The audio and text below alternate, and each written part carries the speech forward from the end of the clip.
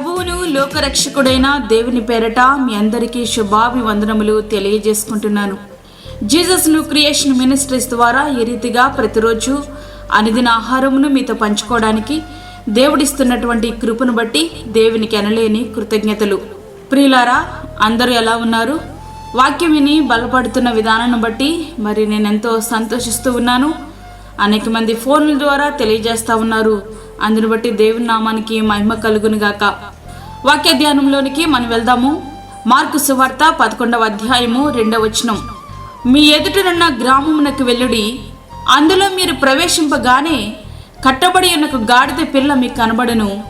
దాని మీద ఏ మనుషుడును ఎప్పుడును కూర్చుండలేదు. దాన్ని విప్పి తోలుకొని రండి. సర్వమానవాళి పాపము నుండి విమోచింపబడడానికి పరిశుద్ధ గొర్రె పిల్ల యెరూషలేమునకు పయనమైంది. ఆయన ప్రయాణానికి ఆయన వాడుకున్న వాహనం హేరోదు రథాలను కాదు, గుర్రాలను కాదు, ఒక కట్టబడినటువంటి గాడిద పిల్లను ఆయన వాడుకున్నారు. అదే ప్రభువుకు కావలసి వచ్చింది. అంతవరకు అది విలువలేని జంతువు. యేసయ్య దాని మీద కూర్చోగానే దాని పాదములు సైతం నేలను తాకకుండా దారి పొడిగిన వారి వస్త్రాలు పరిచారట. ఆ గాడిద పిల్లకు అంత విలువ ఎక్కడి నుండి వచ్చింది? అవును, అది దాన్ని బట్టి కాదు, దాని మీద కూర్చున్న యేసయ్యను బట్టి. గాడిద స్వభావం ఎలా ఉంటుందంటే ఎవరికి భయపడదు, ఎవరికి ఉపయోగపడదు. అడవి గాడిద స్వభావం దేవుడంటే లెక్క చేయని నిష్ప్రయోజనమైన జీవితాలకు సాదృశ్యం. మరి యేసయ్యకి ఎవరు కావాలి అనంటే ఏ విలువ లేని వారే ఆయనకు కావాలి. అపోస్తలుడైనటువంటి పౌలు గారు ఫిలోమోనుకు వ్రాస్తున్నటువంటి ఉత్తరములో ఒనేసిము గురించి ప్రస్తావించిన మాటలు గమనించగలిగితే, అతడు మునుపు నీకు నిష్ప్రయోజనమైన వాడే గాని ఇప్పుడు నీకును నాకును ప్రయోజనకరమైన వాడాయను. ఫిలోమోనుకు రాసినటువంటి పత్రిక 1వ అధ్యాయం 11వ వచనం. ప్రియ సహోదరుడా, వాక్యమంటినటువంటి ప్రియమైన దేవుని బిడ్డ, ఇట్టి అనుభవంలోనికి మనమును చేరాలి. గతించిన కాలంలో మనము నిష్ప్రయోజనమైన జీవితాన్ని జీవించినప్పటికీ పాత రోత జీవితాన్ని విడిచిపెట్టి ప్రభు కొరకు ప్రయోజనకరంగా జీవించగలగాలి. ఒనేసిము గారు ప్రయోజనం లేనటువంటి వ్యక్తియే, కానీ ఎప్పుడైతే యేసయ్యకు తన హృదయంలో స్థానమిచ్చాడో ఒక ప్రయోజనకరమైన వ్యక్తిగా ఉన్నట్లుగా బైబిల్ గ్రంథంలో మనం స్పష్టంగా చూడగలం. ప్రియ సహోదరుడా, వాక్యమంటినటువంటి ప్రియమైన దేవుని బిడ్డ, ఇంతవరకు నీ జీవితానికి విలువ లేదా? అందరూ నిన్ను హేళనగా చూస్తున్నారా? నిన్ను అపహాసిస్తున్నారా? నిన్ను గేలి చేస్తున్నారా? అయితే నీ హృదయాన్ని దేవునికివ్వు. ఒక విలువైనటువంటి వ్యక్తిగా నువ్వు మారగలవు. ఇక్కడ కట్టబడినటువంటి గాడిదకు ఎటువంటి విలువ లేదు. ఆ గాడిద పిల్లకు అంత విలువ ఎక్కడి నుండి వచ్చిందంటే ఆ గాడిద పిల్ల మీద ఉన్నటువంటి యేసయ్యను బట్టియే. మరి నువ్వు ఘనతనిచ్చేటటువంటి యేసయ్యను నీ హృదయంలో చేర్చుకున్నావా? చివరిగా సూటిగా ఒక ప్రశ్న. పాప బంధకాలతో కట్టబడిన నీవే ప్రభువుకు కావాలి. యేసయ్యను మోసిన గాడిద పిల్లవు నీవే కావాలి.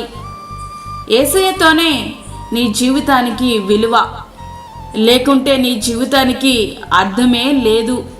అదెప్పటికీ సార్థకము కానేరదు. నీ కట్లను విప్పడానికి, నీ జీవితానికి విలువను, నిత్య జీవాన్ని అనుగ్రహించడానికే దీనుడిగా ఆయన ఈ లోకానికి వచ్చారు. ఆయన నిన్ను ఎంతగా ప్రేమిస్తున్నారంటే సర్వమానవాళి పరిశుద్ధులై ఉండి నువ్వు ఒక్కరివి మాత్రమే పాపమై ఉంటే ఆయన నీ ఒక్కరి కోసం సైతం తన ప్రాణాన్ని పెట్టడానికి ఈ లోకానికి ఆయన వచ్చి ఉండేవారు. ఆయన ప్రేమ నీకు అర్థమైతే నీ జీవితాన్ని ఆయనకు సమర్పించి యేసయ్యను మోసుకుంటూ, అంటే ఆయన సువార్త భారాన్ని మోసుకుంటూ నీ జీవితాన్ని ఒక సువార్తగా మలచి యజమానుడు వాడుకున్నటకు అర్హమైన పాత్రగా, ప్రయోజనమైన పాత్రగా నీ ఉండుటకు నీ జీవితాన్ని సిద్ధపరచుకో. యేసయ్యను మోసేటటువంటి ధన్యతను నీవు కలిగి ఉండు. ఆ గాడిదకు ఎంత గొప్ప ధన్యత ఇవ్వబడింది, ఎంత గొప్ప ఘనత ఇవ్వబడింది. అంత ఘనత ఆ గాడిదకు ఎలా వచ్చింది? తాను మోస్తున్నటువంటి యేసయ్యను బట్టే. ప్రియ సహోదరుడా, నీవు యేసయ్యని నువ్వు ఎన్నుకోగలిగితే నీ జీవితం అంతా ఘనతయే. నీ జీవితము సార్థకము చేయబడినట్టే. ఎన్ని కలిగి ఉన్నా యేసయ్యని కలిగి లేకపోతే శూన్యమే. నీ జీవితానికి సార్థకతయే లేదు. ఎందుకంటే నిన్ను పుట్టించిన వారు ఆయన కాబట్టి, నీకు ఆరోగ్యం ఇచ్చిన వారు ఆయన కాబట్టి, నీకు మరి ఒక జీవితాన్ని ఇచ్చింది ఆయన కాబట్టి. మరి ఈ దినమే ప్రభువుకు నీ హృదయాన్ని సమర్పిస్తావా? ఆ యొక్క గాడిద వలె యేసయ్యను మోసే గొప్ప ధన్యతను నీవు కలిగి ఉంటావా? అట్టి కృప ధన్యత ప్రభు మనకు అనుగ్రహించునుగాక. ఆమేన్. వాక్యమైనటువంటి ప్రియమైన దేవుని బిడ్డలారా, ప్రార్థనలో ఏకీభవించండి. పరిశుద్ధమైన తండ్రి, ప్రేమగల యేసు ప్రభువా, శ్రేష్టమైన మరి యొక్క దినము మా జీవితంలో మీరు అనుగ్రహించారు. నీకు వందనాలు. ఈ దినాన్ని ఇలా బ్రతికి ఉన్నామంటే అది కేవలం నీ కృప ప్రభువా. జీవిస్తూ ఉన్నామంటే అది కేవలం నీ కృప మాత్రమే. ఈ దినమంతా మాకు తోడుగా ఉండండి. ప్రతి విధమైన శోధన, కీడు, ప్రమాదం నుంచి మమ్మల్ని తప్పించండి తండ్రి. ఈ దిన కార్యక్రమంలో నీ సన్నిధిని మీరు మాతో ఉంచండి. దీనాతి దీనుడుగా భారవాహికి అయినటువంటి గాడిద మీద ప్రభువా నువ్వు పయనించినప్పుడు ఆ గాడిదకి ఎంతో విలువ వచ్చింది నాయన. మరి మిమ్మల్ని మోసే కృప మా అందరి జీవితాలకు మీరు అనుగ్రహించండి. వాక్యమైన ప్రతి ఒక్క బిడ్డను మీరు దర్శించండి. నిన్ను మోసే ధన్యత ప్రతి ఒక్కరికి మీరు దయచేయండి. దూరదేశంలో ఉండి వాక్యముట్టిన నీ బిడ్డలకు మీరు జ్ఞాపకం చేసుకునండి ప్రభువా. వారికి నీ కృప, నీ కాపుదలను సమృద్ధిగా మీరు దయచేయండి తండ్రి. అదేవిధంగా బలహీనులను, చంటి బిడ్డలను, వృద్ధులను, గర్భిణీ స్త్రీలను మీరు జ్ఞాపకం చేసుకునండి తండ్రి. వారికి నీ కాపుదల సమృద్ధిగా దయచేయండి. గర్భఫలము లేని బిడ్డలకు గర్భఫలము దయచేయండి ప్రభువా.